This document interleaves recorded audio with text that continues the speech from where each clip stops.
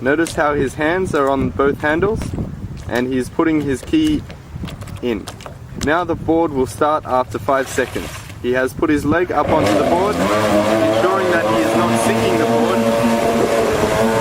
He's now riding around on his knees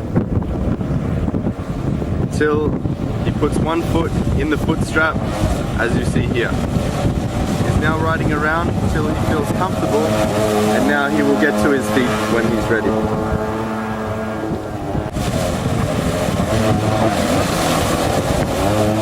Now he's starting to ride.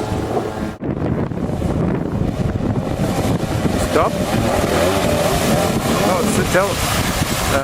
After riding your board, it is always good to get into the habit of putting your board into an upright position, starting it and revving it for about 10 seconds. What this will do is ensuring that all the salt water has come out of the exhaust and out of the engine to avoid any corrosion.